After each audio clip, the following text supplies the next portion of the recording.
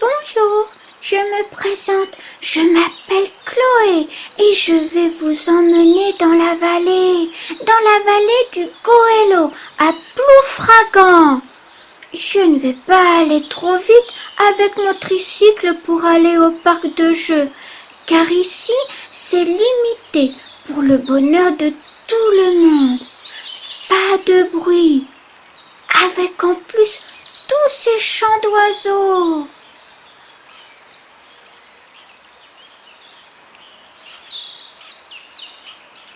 Bonjour Chloé, profite de ce cadre magnifique qui est interdit à tous les véhicules, sauf pour les services de l'entretien. Et fais bien attention à tous les animaux, du plus petit au plus grand. Regarde bien pour nous protéger. Ici, c'est un refuge LPO, Ligue pour la protection des oiseaux.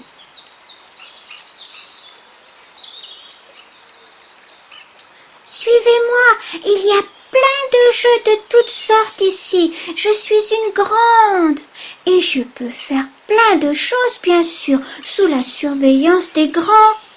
Mais regardez, c'est super! Merci encore à la ville de Ploufragan pour ce paysage et j'espère qu'il le restera toujours aussi beau.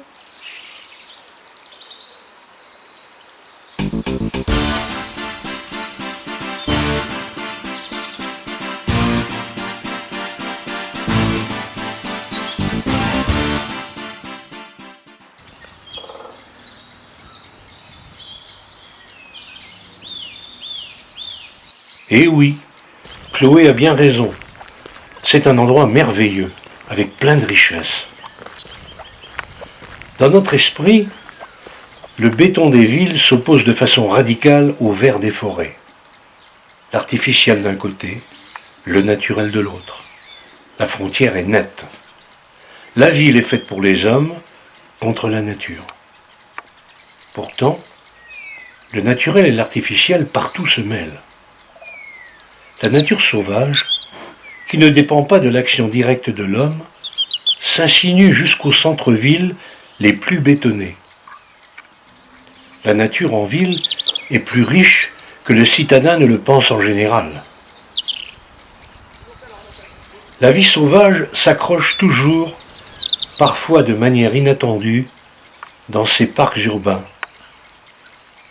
Ce sont des lieux à fréquenter régulièrement, et en toute saison, pour y constituer une collection de découvertes naturalistes et de rencontres improbables ailleurs.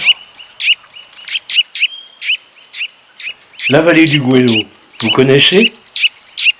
C'est à Ploufragan, 20 hectares de prairies et de bois admirablement mis en valeur par le service des jardins de la ville. Les oiseaux ont adopté ce petit paradis fait pour eux. La preuve, plus de 30 espèces y ont été recensées. Cette vallée, qui a été aménagée en 1990 par la ville de Ploufragan, s'étend du Fort Morel aux villes Cadoré. Elle constitue un espace idéal de promenade et de détente au cœur de Ploufragan et, au fil du temps, elle est devenue un lieu de prédilection pour les promeneurs et joggeurs. Elle est accessible à tous. Sur 5 km, une allée sablée, tout en courbe douce, suit le cours du ruisseau qui descend de l'étang des Châtelets vers la mer. La vallée possède 150 arbres de collection sur 3 hectares de surface boisée, 7 hectares de gazon et 6 hectares de prairies qui sont laissés volontairement en végétation naturelle. De hautes herbes sauvages bordent le ruisseau et, l'été, leur ombrage permet de limiter la température de l'eau et d'éviter la désoxygénation et la mortalité des poissons et organismes vivants. Le troglodyte mignon est un oiseau remuant et vif qui se faufile telle une souris dans les fourrés. Imaginez le travail de toutes les équipes de la ville de Ploufragan qui entretiennent ces lieux pour notre bonheur. Tonte des pelouses, entretien des arbres, nettoyage, réparation des dégradations. Merci à eux. Le couvert forestier, même s'il ne subsiste qu'à l'état de relique dans les grands parcs, attire de nombreux animaux. Sur le seul chêne, les entomologistes comptent plus de 500 espèces d'insectes végétariens, dont une soixantaine de chenilles qui vivent directement de son feuillage, de ses bourgeons, de ses rameaux ou de ses glands.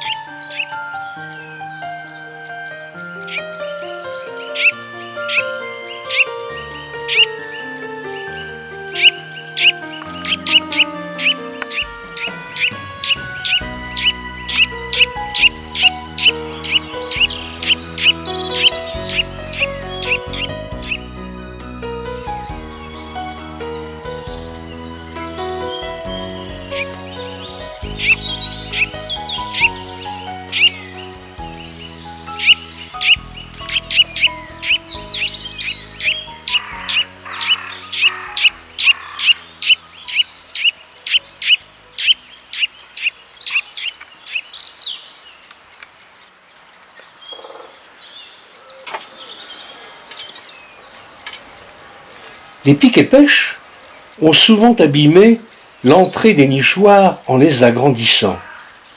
Une fois ainsi modifiés, ils sont inutilisables par les mésanges, car pour leur sécurité, il faut un diamètre de 30-32 mm.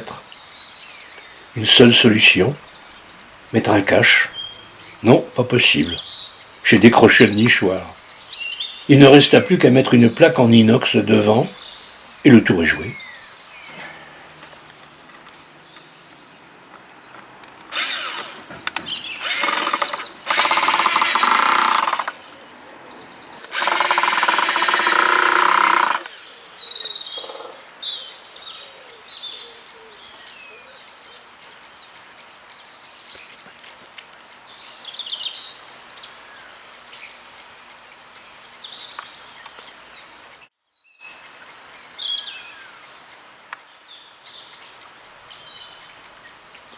La présence de vieux arbres dans les parcs est indispensable à la survie de quelques espèces d'oiseaux qui peuvent ainsi se maintenir dans les plus grandes villes.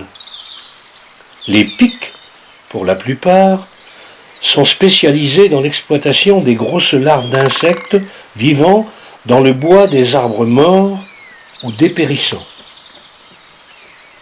Leurs pattes modifiées leur permettent de s'agripper sur les troncs verticaux. Leur bec puissant peut forer le bois à la recherche de proies ou pour aménager une loge ou installer leur nid. D'ailleurs, ces loges sont souvent utilisées les années suivantes par d'autres oiseaux cavernicoles comme les mésanges. Le régime alimentaire des pics est complété par des insectes chassés sur le feuillage et les troncs, quelques œufs ou, à l'occasion, des oisillons et des graines en hiver.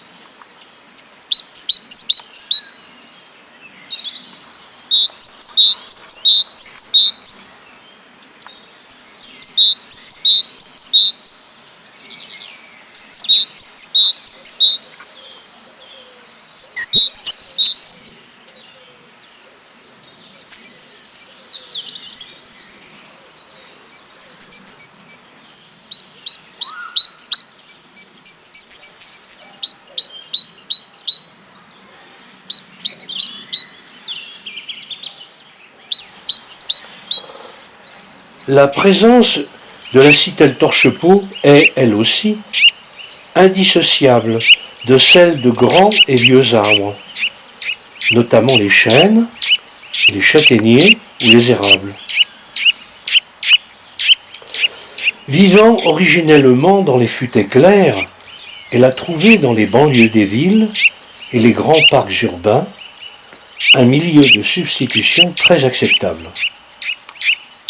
Son nom lui vient de son habitude de maçonner avec de la terre l'ouverture des loges de pics qu'elle occupe pour nidifier, afin d'en restreindre le diamètre ou de mieux en protéger l'accès.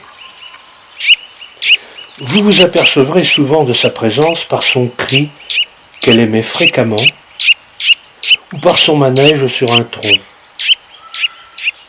Elle l'arpente avec grâce, montant ou descendant tête en bas, explorant les fentes pour en déloger les insectes ou autres petits invertébrés dont elle se nourrit. En hiver, elle apprécie les faînes et les noisettes, riches en huile. Afin de les déguster, elle coince ses fruits dans une fente de l'écorce et les martèle avec son bec, souvent tête en bas. Dans l'art de grimper, la citelle jouit de possibilités bien supérieures à celles des pics et des grimpereaux. Elle n'a pas besoin de s'appuyer sur les plumes de la queue, d'ailleurs courtes et molles. Toute la force se ramasse dans ses pattes, dont le tarse est court, dans les doigts robustes et armés de griffes puissantes.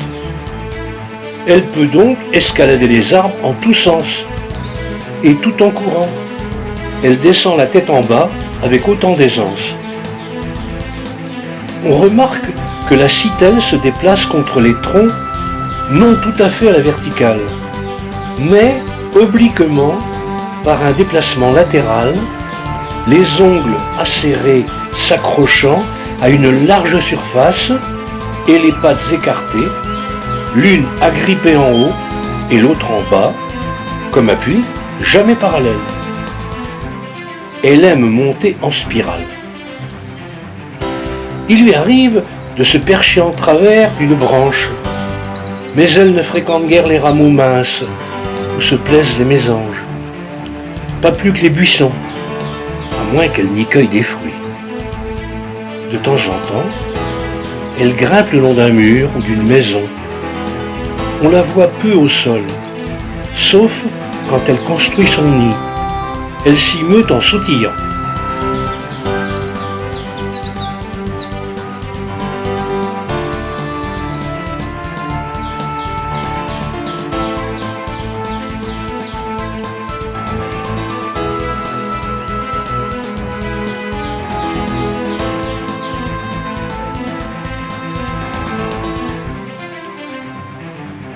Ce pigeon rami a très faim, il engloutit des glands.